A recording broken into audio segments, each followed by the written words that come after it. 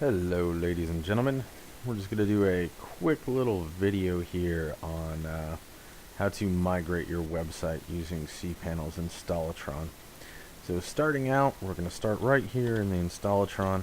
I just like to search for install and you'll find the installatron here. We're going to go ahead and click on that and opens us up into the installatron, and we're going to click this applications browser tab. Now this only works, of course, if your website has an application. So if it's WordPress, Drupal, Joomla, whatever, Concrete, I guess, Vanilla, whatever you want to use.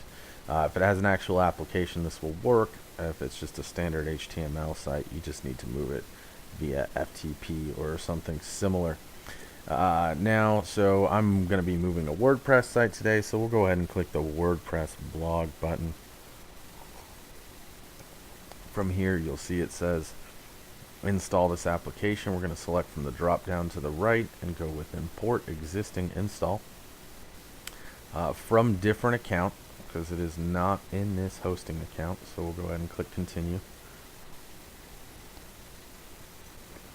This is where your settings can get maybe a slight bit confusing. Got to be a little bit careful about what you're doing in here. So we're going to go ahead and put in our domain name. Excuse me. http://relaxed and thrifty.com. So you want to put this in exactly as your website appears. If your website, when you usually go to it, if it displays the www, you want to put that in there. If it does not, do not put that in there. URL IP address. This is, it says optional. It's really not. You need to put that in there. And this is where, this is the IP address that of the hosting account that the website is coming from. Okay, this is not the IP address of the Cpanel account that you're currently in. It's where it's coming from.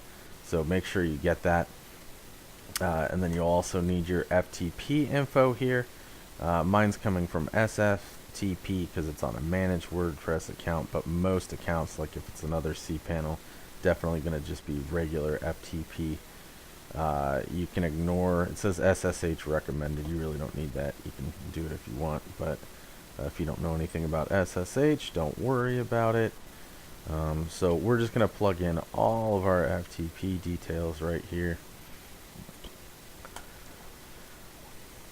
Now, if you're not sure on your FTP details, obviously you're going to want to call your hosting provider and see if they can help you out with that. They might also be able to help you figure out what the IP address is if you're not sure. Now, path is really important here. This is going to be the one that messes most people up. If you have the wrong path, you're going to get an error that is not very straightforward. So it's going to be kind of confusing. I'm actually going to show you that error now so that you know when you see it. And basically, we're going to do... Okay, so this is my wrong file path. This is where most people will go wrong and they'll get that error. So I'll just leave this in here since that's the wrong file path. And we'll go ahead and hit import. I'm going to give it just a second to go ahead and try to do its thing, and it's going to give me that error right there. It says this import will require 1 megabyte of available disk space to complete. Sufficient disk space is not it's currently not available. Yeah, so this makes you think automatically like, oh, my Cpanel account is out of room. No, that's not what's happening. It's just the wrong directory. So it's trying to make a backup. It's actually trying to make a backup in the FTP account that your site is coming from, and there's no space because that directory is not accessible. So that's why it gives you that funky error. But if you get that error, it just means your directory is wrong. You may need to also call your hosting provider if you're not sure the absolute path to your hosting account. So this is just, for example, my directory from Manage WordPress, a little bit longer and more complicated than what you just saw. So If you get that error, it just means we need to find a different directory for you. Once we have the right directory, everything should work when we hit import.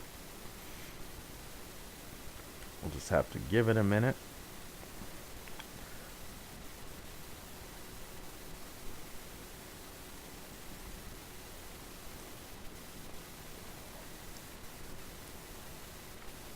Okay.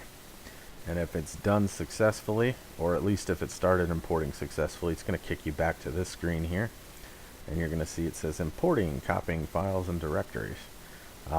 Just going to give this a little bit, probably take, depending on how big your site is, anywhere from 5-10 minutes, maybe 30 minutes, but it's usually pretty quick. As soon as it's done, this will switch to something more like this, where it shows you, the complete details of your website. Once you have that, you're good to go. That's it. Thanks for watching.